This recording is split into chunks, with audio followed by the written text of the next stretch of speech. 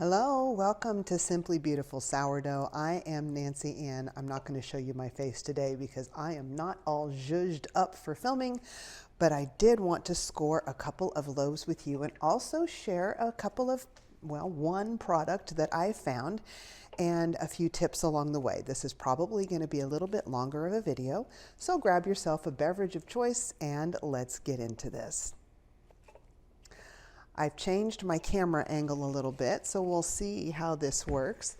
Before we start filming, since it's been a while, I had a lot I wanted to cover, and I did think about breaking this up into two different videos, but honestly, the editing would take quite a bit longer doing it that way, and I just thought we'd include both of them, and that way you get two for one. But I do want to show you something I found on Amazon. This is a proofer jar, and the price on it's really great. I will put the link to it down in the description, but it's nice and big, so it has this big wide mouth for me to put my starter in there, and it's also got a large capacity. Looks like it says 32 ounces, which is about 4 cups, and I believe to the top will go to 5 cups. So you can really make quite a bit of starter in this. I love this band you can put around the bottom to help measure how high and how much your starter has proofed. Also, it has times on it. So on this little line here, you can set, like here's 6 a.m. and that way you can know how long it took for your starter to proof. And I went ahead right here and I wrote the weight of 612 grams. So that way when I'm measuring, I know how much to take out. Like if I want 50 grams of starter to start with, I would bring it up to 662 grams. And since my memory doesn't always hold things the best, it's good that I have it annotated on there. Eventually I'll have to start again because it's going to come off in that permanent marker, but I wrote it there. What they really intend on you putting there is this temperature gauge, and I didn't stick it on there because this is going to get washed, and I think peeling the back off of this is going to make it rinse off eventually. However, I do lean it up against this when it is proofing. Normally I do it in my microwave that's above the stove. The light underneath there keeps the microwave nice and warm, and I found that when I do that, the temperature on this is about 72 degrees, which is pretty perfect for proofing. It also comes with a little lid on here for the proofing time, not a lid. It's a little cap kind of made out of muslin. And then of course it has the silicone cap for when it's done proofing for putting in the refrigerator. And it also comes with a nice little spatula to help it mix. And I think I got this for right around $20 on sale. Again, I'll leave the affiliate link down below, but if you want to find something like this, you could possibly find an even better deal on Amazon by doing a little bit of searching. Okay, we will get into our first loaf. You will see that this loaf is a purple hue. It is all white flour, and I have 2 of these today because when I make sourdough, I use 1,000 grams of flour to make 2 loaves, just because I figure all that effort, I might as well get a couple of loaves out of it.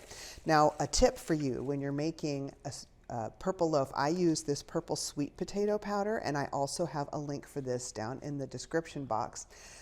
But reduce your flour by the amount of sweet potato powder that you want to add.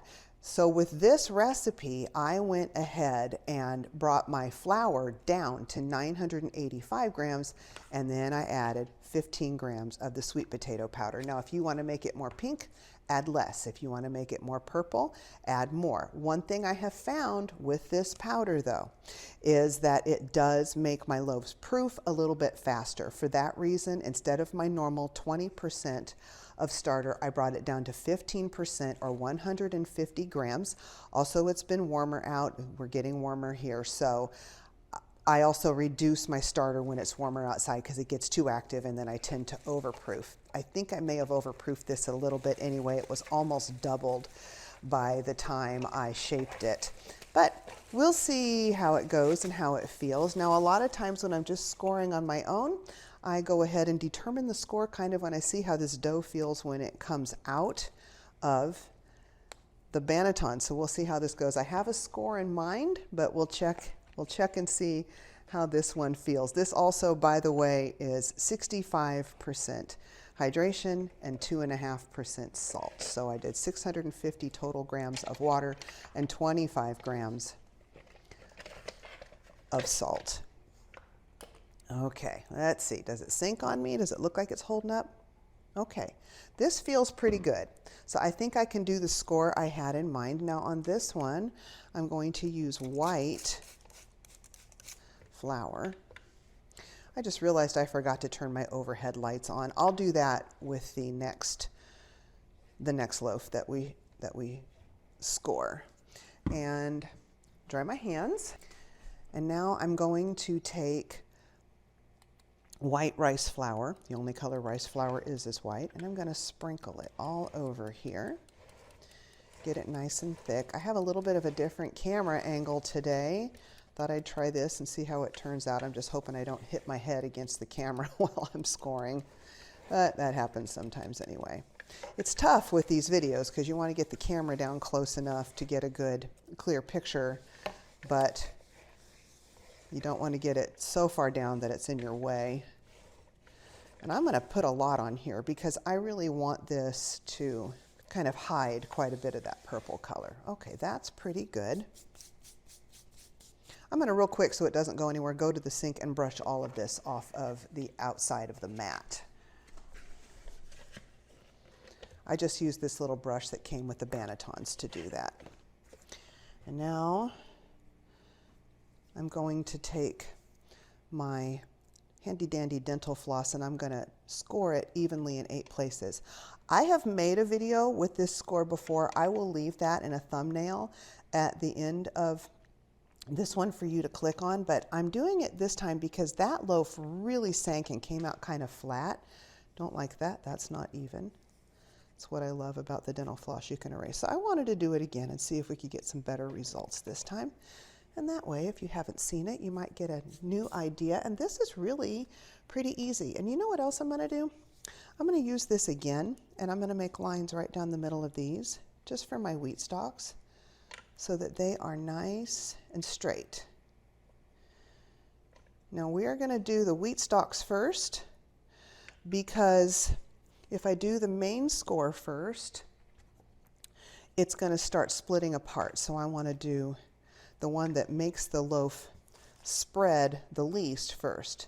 So for each one of these, I'm just going to do a little line, and then I'm going to go straight down like this. And you want to keep these wheat stalk fronds here, little whatever they are, going more up and down than out. When they go out, they spread like a palm leaf. I know I've said that before, but for anybody new, just thought that little tip might help you out. So do the little line at the top, and then we're just going to go straight down along that line that I created with the dental floss. If you don't have dental floss, it's okay. You can wing it.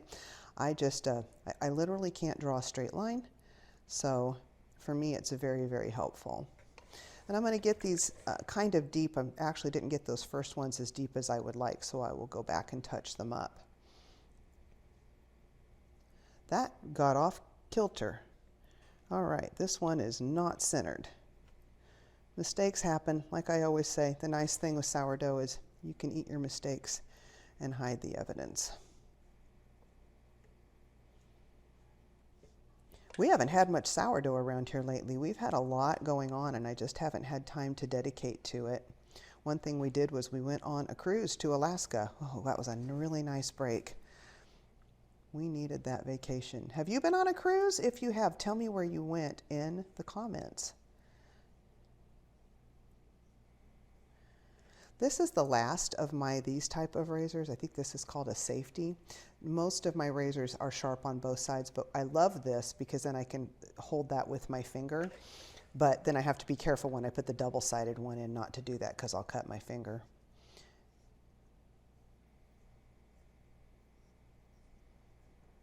Okay, I'm going to go back and deepen these up a little bit because I love when these spread nice and wide. I think they're so pretty.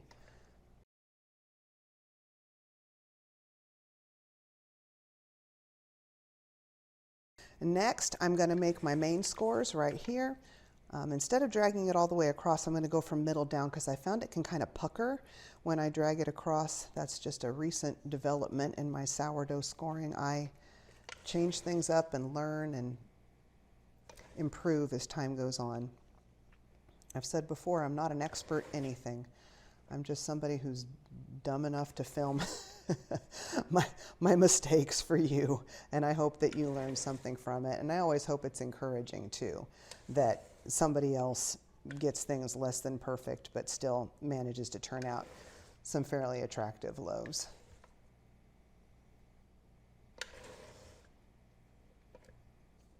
I'm getting this score nice and deep because these are my main scores, and I really want them to spread apart so that it doesn't break at my scoring lines for the wheat stalks.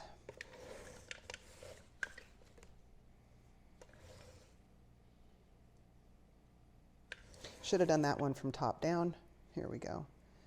I want to make sure they're all split in the middle, so those are still stuck a little. And now I'm going to take my kitchen shears. Now, whoops, let me get you centered up. Now you can use any type of clean scissor that you have, and the first thing I'm going to do is I'm going to go underneath here.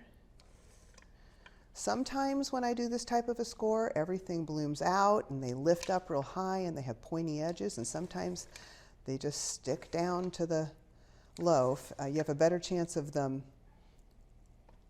lifting up and blooming out if you do that little tip where you clip right there underneath the peak of these little triangles. Okay, now we're just going to go like this all the way down just to give a little extra detail. I'm moving quickly because my loaf is spreading more than I'd like. Let me go ahead and get it from this side too. And you can either do these pointing up or pointing down. I could have done it that way if I wanted. I just was at this angle, so I decided to stay here.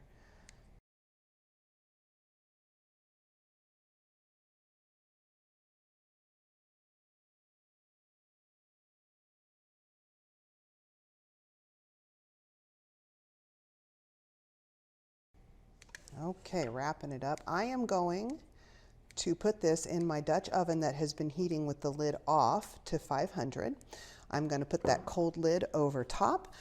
I'm going to move the heat down, the temperature down to 425 degrees Fahrenheit. I'm going to let this bake for 40 minutes because it's kind of a larger loaf so that it's nice and baked. Then I'm going to set it aside and we will score our other loaf.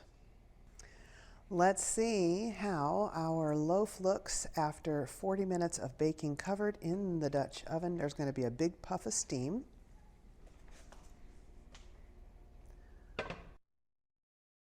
That is much nicer than the one I did before. It has puffed farther up. I'm very happy with this. There we go. Isn't that pretty? With that purple coloring. So I'm going to lift it out by the bread sling. I do have a link for one of these down in the description box too. Not this exact one. I had an affiliation with this company and they don't do that anymore apparently. They didn't let me know. But anyway, I am going to put a link for one similar to that down in my description box. I'm going to use my bread sling to lift this out and put it on a cookie sheet. I will set that aside. Preheat my oven again with the Dutch oven in it to 500 while we score the other loaf. Now we're going to score our batard. I'll be honest with you, I'm hoping this score will turn out okay, and I may again change it based on how the dough behaves when I turn it out of the banneton. I'm always surprised how two loaves from the same batch of dough can often behave very, very differently. I don't know what's up with that. I don't understand it, but it happens sometimes. By the way, these little shower caps I had on top, I don't have a link for those because I took them from hotel rooms. Okay, in a little box. They're just little cheap ones, but they work great. Alrighty, so let's put the bread sling on top. Oven's hot. Had to reheat that from 425 up to 500 again. Turn it over. I'm going to scoochy this over just a little bit so it's better on my, it's not going to work. I can't do it without crushing the loaf. I lost my liner for this big banneton, so I just used this towel. I thought it would give a little bit of texture, but it's not, it doesn't. So you can tell this is kind of dented, this loaf. Now this is a little twist on another video that I've done before. It's a very easy score.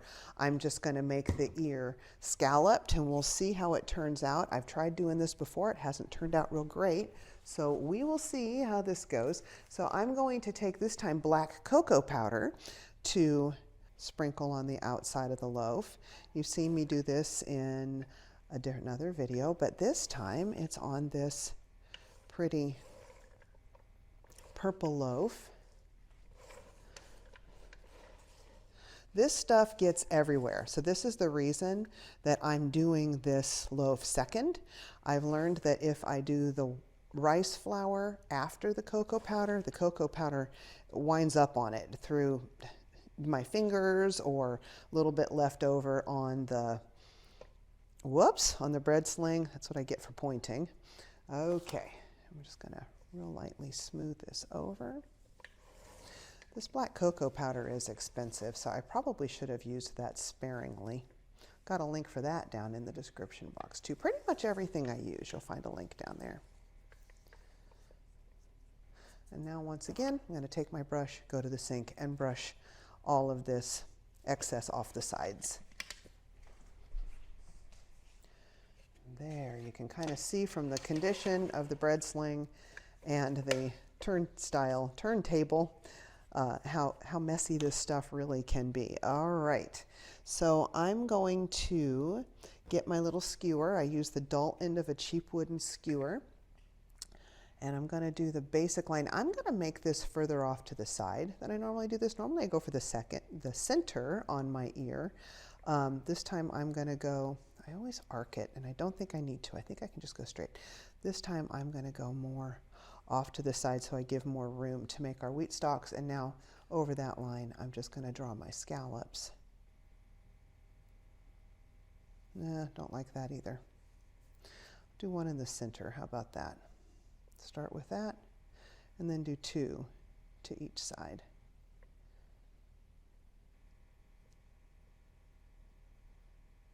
I hope I can see this when I'm done. Oh, and I think I may have improved our lighting this time. Oh, that's good enough. And now I'm going to take a different piece, and this has been used on a dark one before, of dental floss, because if I use the same one that was white on the white rice flour, I run a risk of getting the white on this dark cocoa powder. So I'm just going to, in the center of each one of these little scallops I've drawn, which you probably can't see, but I can, I'm going to go ahead and make a line. This is where our wheat stalks will go. I can barely see it. I'm going to assume that's over there somewhere. Okay. Back in with my lom, which is going to need, by the way, a good cleaning when I get done, because the black cocoa powder also gets in here. So I'm going to do a little line, and again, we're just going to wheat stalk on down. That is not in there real tight. I need to hang on to it good.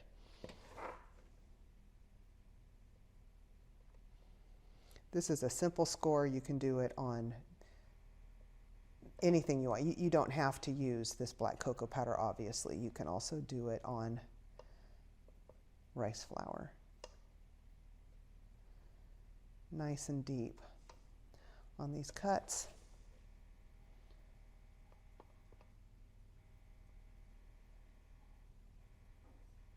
I always get a little bit of that cocoa powder down in the score when I do this. It pushes down in there. I don't think it can be avoided, so I don't worry about it too much.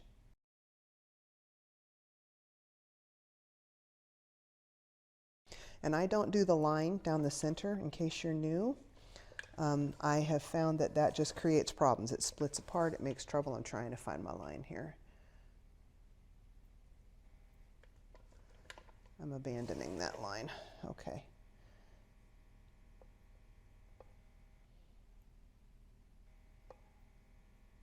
Oh boy, I could push that a little too far out. Yeah, and this one's going too far out. I didn't do it up and down enough. Wow, That's a rough one right there. My goodness. There was an air hole or a dip or something right there. So that one's not going to look so good. Now let's do our main score. So I'm going to start off kind of light. And I've had problems with this making a scallop before, probably because my blade wasn't sharp enough, but also, like I said, I can't draw a straight line. So usually things wind up kind of rough with me. That one's not as smooth as I'd like, but we'll see how it turns out. And I'm coming in really sharp angle here.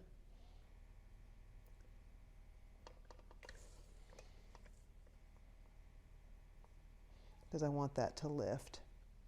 Okay, we will see how that does. I could do something over here, but I think I'm just going to leave it.